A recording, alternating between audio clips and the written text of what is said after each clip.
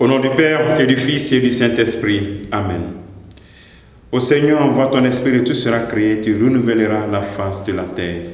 Bien-aimés dans le Christ, nous sommes aujourd'hui jeudi 10 août et l'Église nous donne de fêter Saint-Laurent, diacre et martyr.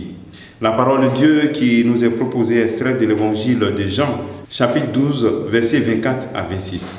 Bonne fête à tous ceux qui se prénomment Laurent.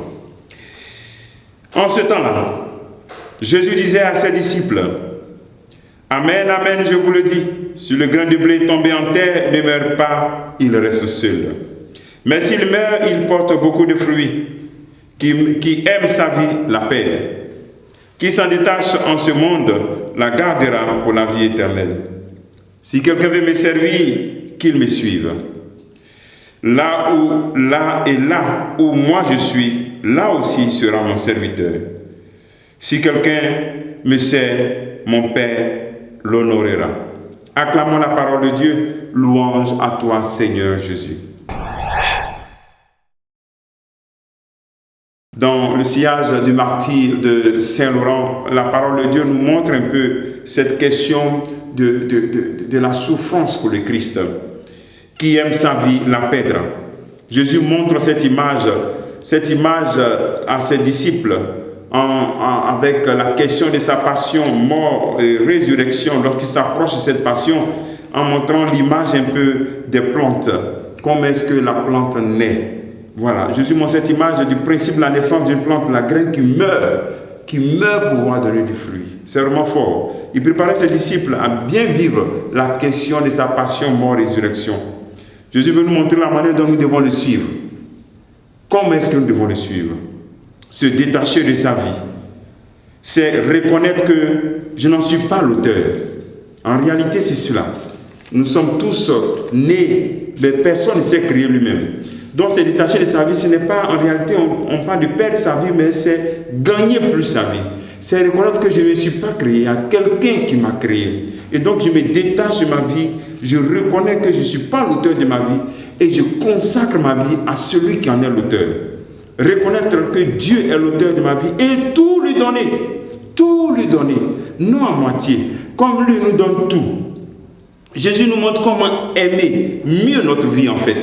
C'est-à-dire celui qui aime mieux sa vie, il la donne, il la sacrifie en réalité, mais en parlant de sacrifice, il élève sa vie. C'est pour ça qu'à la fin il dit, mon Père l'honorera, il va honorer celui qui s'est sacrifié sa vie, donner sa vie pour les autres. Aimer, c'est servir. Et servir, c'est se perdre dans la vie de Dieu et dans la vie des autres.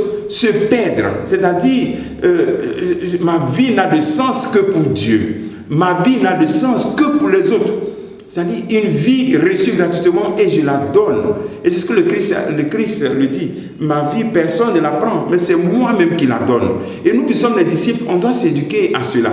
C'est-à-dire laisser perdre notre vie dans la vie de Dieu et perdre notre vie dans la vie aussi des autres. Imaginez ici dans nos familles, dans nos maisons, chacun rentrer dans ce principe. Oh, comme les maisons sont vraiment des lieux vraiment de gloire et de paix. Mais en réalité, comme disciples de Jésus-Christ, nous sommes appelés donc à rentrer dans cette vision d'élever notre vie. Nous voyons comment le Christ a terminé. Il est ressuscité et sa gloire continue de rayonner même sur notre vie.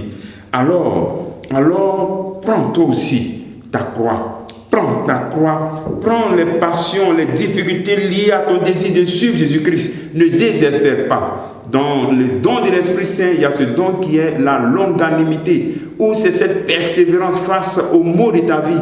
Tu persévères, tu ne lâches pas prise. Tu dis c'est encore possible. C'est cela ta croix. Alors tous ceux qui veulent suivre Jésus-Christ, voilà ce qui nous attend. Il y a une part de souffrance, il y a une part de difficulté, il y a une part de sacrifice. Demandons au Seigneur de nous donner cette grâce vraiment de comprendre ce mystère de la croix. La croix pour être fidèle à Dieu. Et que par l'intercession de Saint Laurent, tu puisses te retirer aujourd'hui et te dire, Seigneur, voici la croix que je t'offre. Voici ma participation infime à ta belle croix. Voici ma participation, les souffrances liées à mon désir de marcher radicalement à ta suite. Que le Seigneur te bénisse, que nous bénisse tous en ce jour, au nom du Père et du Fils et du Saint-Esprit. Amen.